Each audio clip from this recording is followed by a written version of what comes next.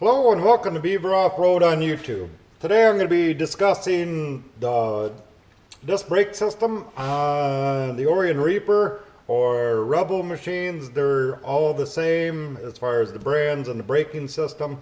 This also applies to the two-seater, the 800 model, the 1100 model, or the four-door model. They still use the same braking system, same wheel assembly in their use. So you can see, for easier illustration, I took the wheel assembly off this machine because I need to do some other work on it too. But you can see this is your rotor, your wheel bearing inside, your two mounting points, and the disc brake caliper, emergency brake system.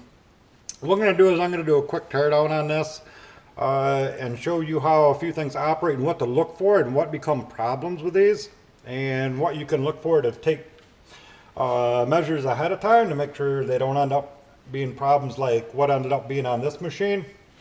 So first thing is this is you have your brake caliper. Your banjo fitting comes in here, the screws in there to keep the dirt out.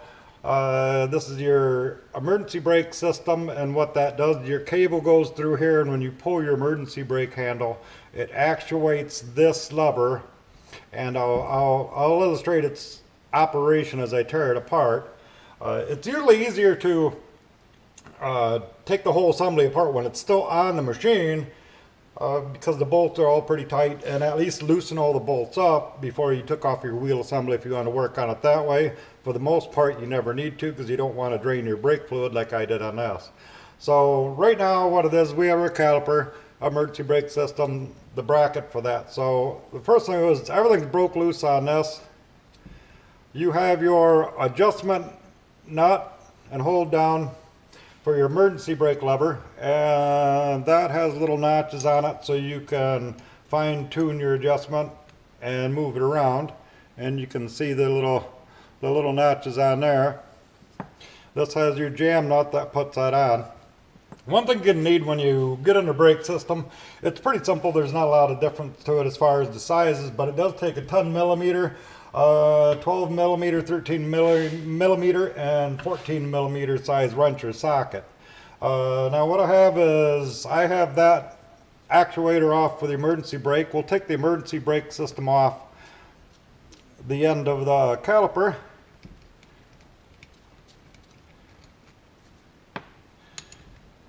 And that's just held on by two bolts. This whole system is, corrosion builds up in here and causes the system to not release properly. And that's part of what we're seeing. So this is your emergency brake actuator, and you can see that lever goes on there. And what it does, it has a rubber seal on top of this. I'll remove that in a minute. But it uses a ramp system inside here that drives this pin that drives the back of the caliper, same as your brake fluid would plunge your caliper plunger inside. This pin pushes it equal to what the brake fluid would do when you hit the brake pedal, and it locks it in place. That's how that works. We'll remove this seal, and you can see this has a little bullet so it can be turned out. And we'll take this apart, and you can see the operation of that, how that ramps in and out as it goes. There's two pins to do that, and I'll show you here. Take this apart,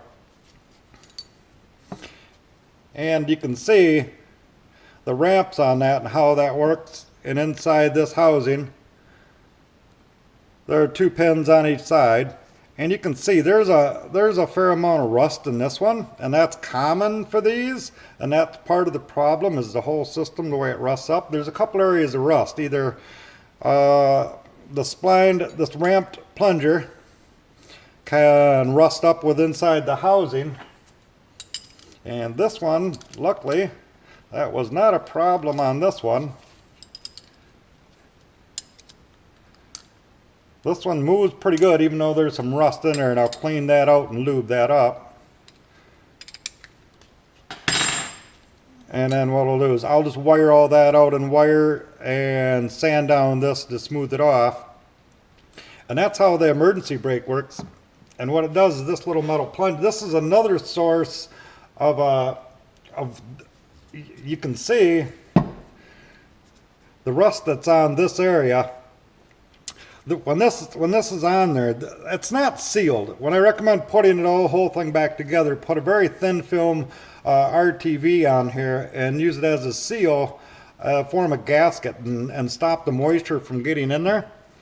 The other big problem where it rusts up is right at this pin, and there's quite a bit of rust around here, but the pin still turns freely.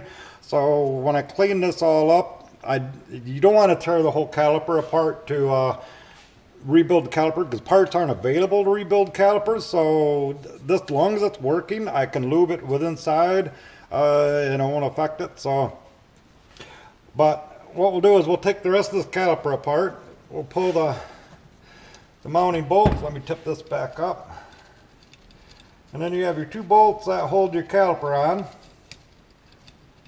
And these are specific bolts. You want to be careful these don't cross thread them. Specific to holding on a caliper, they're a little bit different. They're a fine thread metric flange bolt that has no real shoulder to it. So there's a small shoulder, but they are specific on there, and if you screw one up or break one or lose one, you're going to have a harder time trying to replace these. So you want to be kind of careful of those. Once you have that off, you can pull the caliper off. And you can see a little bit better if I turn it around here. This is where your brake pads mount, and they fit inside here. You have your caliper plunger that your brake fluid actuates, your bleeder underneath the cover, and like I said, where your banjo fitting it on there. So normally we'd have our braided line on there, and for a little bit better you can see that pin. This one turns. It's a little stiff, but there is a little pressure on it from this going back. And then this ramp fitting fits over it and pushes that down, and that's what actuates the brake. So we'll remove that out of the way. The big problem I found with this one is there's two things. When this plunger for the emergency brake, if it rusts inside this housing, which this housing is aluminum, this bracket, but there's a metal insert. That's what ends up rusting. And like I said, you can see is this rust. Either it'll seize up at this part or at the pin on the caliper. When that does that, generally it seizes. You pull the emergency brake and it pushes that brake, and that's where it seizes. What ends up happening is that's squeezing the caliper plunger against the, and basically in sense you have the brake on. And so let's remove the brake pads. We'll get these out of the way. But what I found with this one, and not on this area right in this machine, actually I put this back together with a good one so I could mount it, but then you also have your caliper mounting bracket, and that's held on in place by two bolts. These are kind of specific too, and a special bolt, so you want to be careful not to cross thread those. And these super fine metric threads are pretty easy to cross thread, and it should come with a washer and a lock washer on that shoulder bolt. You have to maintain that because you don't want the bolt to go through all the way and be rubbing on your rotor. So we'll remove this other bolt, and this is another critical point to check when you're checking your brake system, is especially on the rear, is you want to check your emergency brake system to make sure that that's moving freely. And the other thing is, these are your caliper slides, and these have rubber seals on there, and they should spin freely and plunge in and out and pop back out. And I'll pop one off here, rubber seal. Now see, this is a little gummed up here. You can see there's some thick dirt on there. And what happens is when the emergency brake locks up and drags, it can create extra heat in the braking system, and that's transferred through the whole caliper and through this bracket, and even normal braking generates heat in the same way.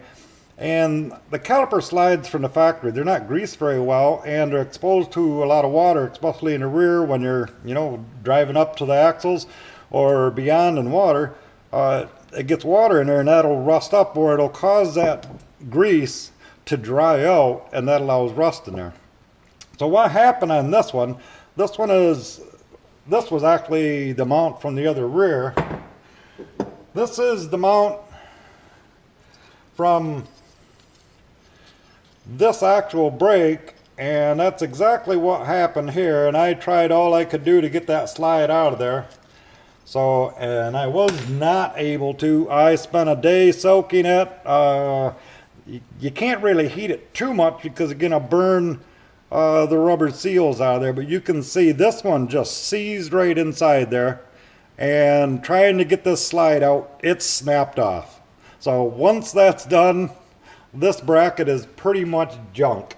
The hardness of those slide pins, trying to drill that back out, you're never going to get it back on center, and the whole system's not going to work right, so I'm going to have to order this part new.